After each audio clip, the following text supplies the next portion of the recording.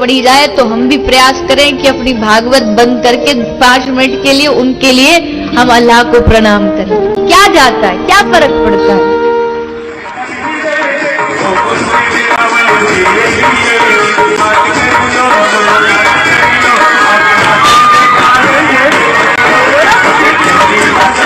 सोचना पड़ता है रे, कौन सी गाली देने का सोचना पड़ता है मेरे को। देखिए, मैं वीडियो में आगे बढ़ने से पहले बता दूं कि मुझे इस्लाम से या मुसलमान भाइयों से नफरत नहीं है, लेकिन इनको जवाब देना था, इसलिए मैं थोड़े कठोर शब्दों का प्रयोग इस वीडियो में कर रहा हूं। नमस्कार दोस्तों। हमें तो अपनों ने लूटा, गैरों में कहाँ दम था, हमारी कश्ती वहाँ डूबी जहाँ पानी कम था।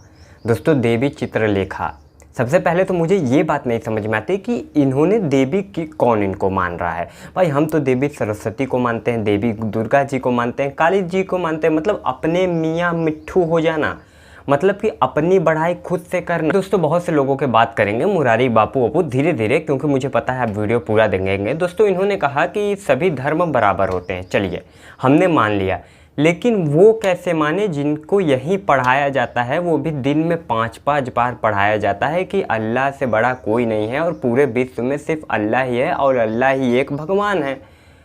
तो अगर आप कहती हैं कि सभी धर्म बराबर है और सबको पूजना चाहिए, तो पहले उनको जाके समझाइए। कितनी बार आपने अपने कथा में या फिर जो भी पब्लिक प्लेस में ये बोला, भाई हम तो मानने को तैयार है। और सबसे पहली बात, चित्रलेखा जी, आप तो बड़ा गीता उता का पाठ करती हैं ना, आपको तो पता होगा कि सबसे पुराना धर्म हमारा सत्य सनातन ही है। 5000 साल पुराना तो सिर्फ इसका रिटन हिस्ट्री है। इस्लाम कितने वर्ष पुराना है? 1400 साल।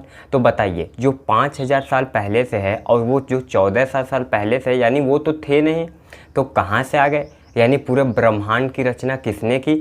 हमने किया। दूसरी बात दोस्तों, ये कहती हैं कि जब हम गीता पढ़ रहे हैं, जब हम रामायण कर रहे हैं, तो अगर आजान एक बार हो जाए तो 5 मिनट के लिए अपनी गीता रोक दे। वाह! अरे देवी चित्रलेखा जी, अनपढ़ गवार पैसों के लिए जो सब कर रही हैं, बड़े बड़े फंडिंग आते हैं। आपको ये नहीं पता है कि जब कथा या जब भगवत गीता का पाठ हो, तो अगर उसमें 1 सेकंड का भी व्यवधान आ जाए, यहाँ तक कि ये भी लिखा गया है कि अगर कोई आपके घर में मृत्यु भी हो जाए तो भी भगवत गीता का पाठ नहीं रुकना चाहिए। और सबसे बड़ी बात, आजान नमाज दिन में 5 बार होते हैं, महीने में 300 दिन होते हैं, लेकिन जो कथा होता है, जो भगवत गीता है, वो कोई साल में, महीने में या हफ्ते में 1 बार करवाता है। तो क्या दूसरा व्यक्ति अपना नमाज नहीं रोक सकता? या जो लाउड स्पीकर है वो बंद कर दे, बिना लाउड स्पीकर का कर ले, लेकिन आपका इस पे ज्ञान होगा नहीं। और दूसरी बात, इन्होंने कहा कि किसी के धर्म की बढ़ाई करने से हमारा धर्म कमज़ोर नहीं हो जाता, हमारा जो धर्म है वो इतना कमज़ोर नहीं। अरे देवी जी, कहाँ थी आप? अफ़गानिस्तान चला गया, हम लोग अखंड भारत पे राज करते थे, बांग्लादेश चला गया, पाकिस्तान चला गया, पूरे विश्व में हमारा ही सम्राट था। हम कश्मीर से भागे, केरल से भागे, वेस्ट बंगाल से, पहले हम इतना थे, सिकुड़ते हम इतने सामने हो गए। कहाँ आप बात कर रही हैं? क्या कोई भी चीज़ अचानक? अरे हम ही लोग पहले थे, आज ऐसा हो गया कि हम लोग सिर्फ 14% बचे हैं पूरे वर्ल्ड में, और आप बात करती हैं कि हमारा धर्म इतना कमज़ोर नहीं है। और दूसरी बात, पहले मैं ये पहले से ही कहता आ रहा हूँ कि गाय को माता मानने वाले और गाय को खाने वाले कभी भाई भाई नहीं हो सकते। आप बड़ा पाठ कर रही हैं कि भाई अली मौला को पूजिए, अली मौला के बारे में। हाँ, वो गाय खाते हैं, आप गाय को माता मानते हैं कि वो भी भूल गई, माता भी मानना छोड़ दिया। तो कैसे हम उनको पूजे? कैसे हम अपने कथा में कहें कि हम दोनों भाई अली मौला का गुणगान करें?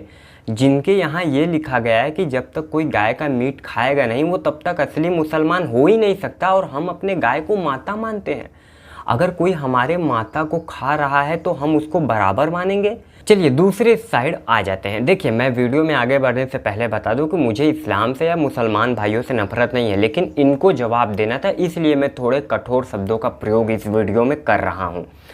अब चलिए दोस्तों, बात कर लेते हैं। आप कोई भी मस्जिद ले लीजिए, कोई भी मजार ले लीजिए, मक्का मदीना, पूरे विश्व ले लीजिए, किस मस्जिद में हमारे मुसलमान भाई जाके जय श्री राम का नारा लगाते हैं? अगर एक वीडियो आप दिखा दीजिए तो मैं मान जाऊँ कि सब धर्म बराबर होते हैं। तो मैं खुद दोस्तों अगर रामायण करता रहूँगा और अजान बजेगा तो मैं रोक दूँगा। मुझे सिर्फ इतना दिखा दीजिए। मतलब विश्व भर के सारे ज्ञान चोदना सिर्फ हिंदुओं के लिए है, सारा चीज़ सिर्फ हिंदू ही करे।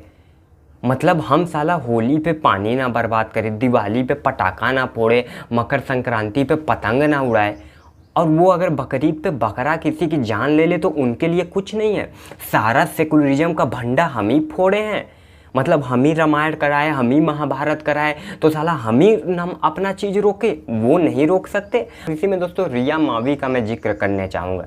अमित बढ़ाना इंडिया के सबसे पॉपुलर यूट्यूबर हैं, उनके वीडियो में रिया मावी काम करी थी। इंस्टाग्राम पे भी बड़ा, सोशल मीडिया पे बड़ा पॉपुलर है।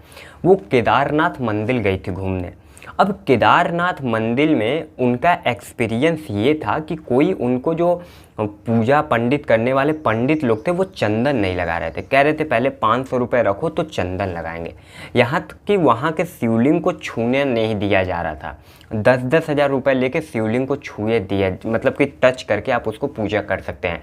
हो सकता है ये बात गलत हो, सही हो, या कुछ लोगों के साथ हुआ हो, लेकिन जब उसने आवाज़ उठाई, जब उसने सच्चाई बताई तो आप लोगों ने आँख मूंद लिया। मैं भाई मानता हूँ, मैं गया था मुंबई के साईं बाबा का दर्शन करने, 1 रुपये किसी ने मुझसे मांगा तक नहीं था। मतलब मैं फ्री में गया था दर्शन करने, आया, वो मेरी श्रद्धा थी। लेकिन वहीं मैं खुद अगर मिर्ज़ापुर के विंध्याचल मंदिर में जाता हूँ तो अनेक जगह पे पूजा पंडाल जो होते हैं वो पैसा मांगने लगते हैं। तो सारे मंदिर, माना कि केदारनाथ में बड़ी समस्या है, लेकिन अगर उनको खोल के सामने कोई रख रहा है, अगर उनको ज़बरदस्ती करा जा रहा है और कोई आवाज़ उठाता है तो आप लोग उस पर व्यंग कसने लगते हैं। भाई अपनी गलती पहले आप सुनो ना, उसको सुधारो। और यही नहीं दोस्तों, ये जारे जो मुरारी बापू है, ये जो देवी चित्रलेखा जी हैं, चिन्मनैया जैसे आनंद है, ये पालघर में जब 2 साधु मर गए थे तब ये कहाँ मर गए थे? तब इन्होंने धरना प्रदर्शन नहीं दिया, तब ये आके नहीं बोले, तब इनका सब धर्म बराबर मर गया था। अरे पृथ्वीराज चौहान ने भी 17 बार माफ़ किया था मोहम्मद गौरी को। एक बार इतिहास उठा के देख लो, सारे हिंदू राजा ही राज करते थे। और बड़ा आप लोग आई है ना कि सारे धर्म, अकबर का नाम आपने सुना होगा ना, अकबर महान है, महान है। उसके 9 रत्न होते थे, तो एक अकबर था, एक बिरबल था। तो देवी चित्रलेखा जी बिरबल का भी धर्म परिवर्तन हुआ था, ठीक है। और अमर अकबर एंथोनी पिक्चर आपने देखा होगा, तो उन तीनों का बाप का नाम पता कर लीजिएगा, ठीक है, कौन था। तो सत्य सनातन जो हमारा धर्म है, हिंदू धर्म है, यही एक धर्म है। बाकी सब मजहब है, और बाकी सब का कोई 1400 साल पहले आया, कोई 700 साल पहले आया, कोई 2000, जैसे क्रिश्चियन धर्म 2000 साल पहले आया, फिर उसके बाद इस्लाम 1400 आया, फिर बौद्ध धर्म 600, 350 कुछ भी होगा, लेकिन सबसे पुराना तो 5000 तो रिटर्न है। और इसी पे एक और बात कहना चाहूँगा, अभी तो अयोध्या का मंदिर खुदाई हुआ है, तब उसके अंदर मिला है 30,000 देश में ऐसे मंदिर है जिसको तोड़ के मस्जिद बना दिया गया था। 30,000। अभी तो हिंदू एक मंदिर पे अपनी जगह है ना, जिस दिन वो 30,000 मंदिर मांग लेना वो इतिहास जान लाएगा। तो इसीलिए मैं उन सभी से आवेदन करूंगा जो इनके अंधभक्त बन जाते हैं, अंधभक्त सिर्फ भगवान के बनो, किसी इंसान के नहीं। फिर चाहे वो सरकार में हो, चाहे ऐसे, पता है इन लोग की फंडिंग होती है। और चल ठीक है भाई, तुम लोग अगर इतना ही भगवान को पूजते हो, इतना करोड़ों रुपए लेके सब कथा करवाते हैं, भगवान के लिए तो कोई पैसा नहीं लेता, तब ये ज्ञान नहीं देंगे।